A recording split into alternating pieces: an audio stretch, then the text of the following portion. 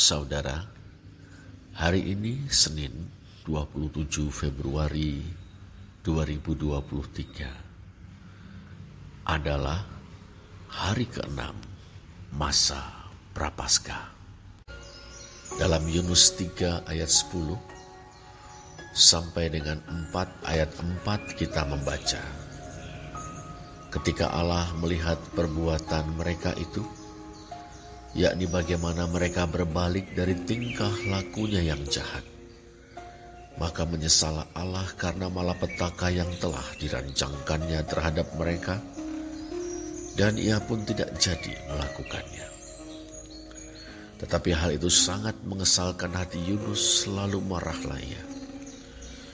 Dan berdoalah ia kepada Tuhan, katanya, "Ya Tuhan, bukankah telah kukatakan itu ketika aku masih di negeriku?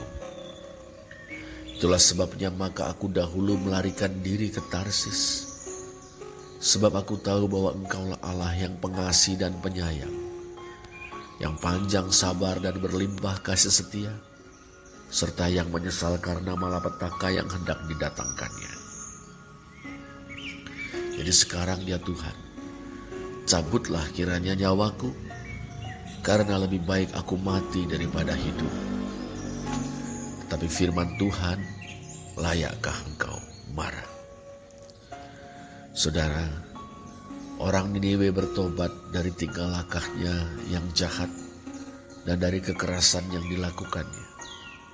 Yahweh, Allah Israel, senang dengan pertobatan itu.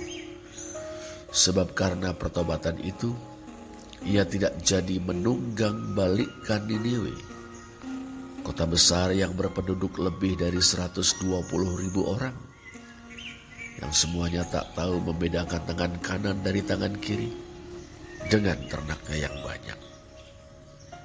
Semestinya Yunus juga senang. Bukankah ia berperan penting dalam pertobatan mereka? Betapa tidak. Utusan Allah dari Israel itu adalah orang yang telah mengajak orang Niniwe bertobat.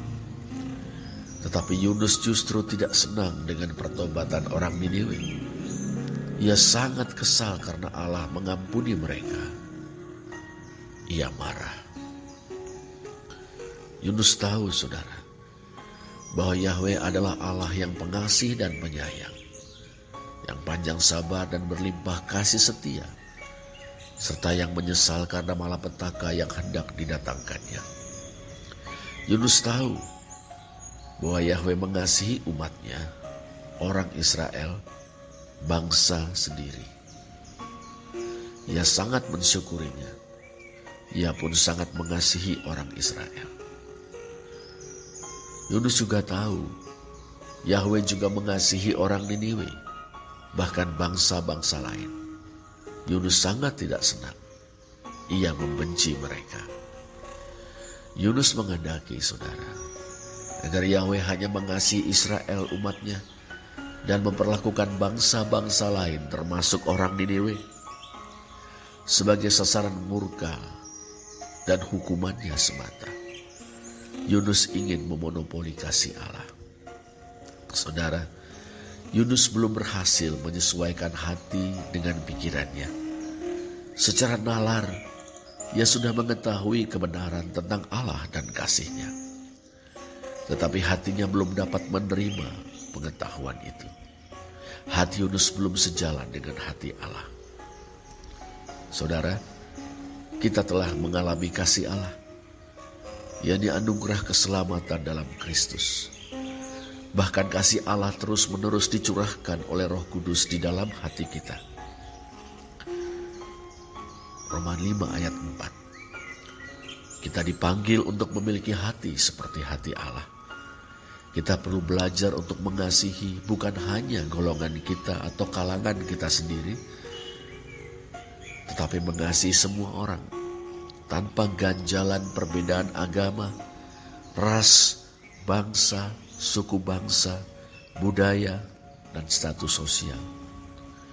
Mengalami anugerah dari Allah yang adalah kasih berarti berpartisipasi di dalam kasih Allah yang mengatasi berbagai perbedaan, batasan, dan sekat.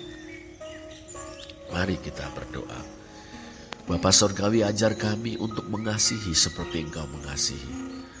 Mampukan kami menyingkirkan prasangka dan kebencian terhadap yang berbeda dengan kami.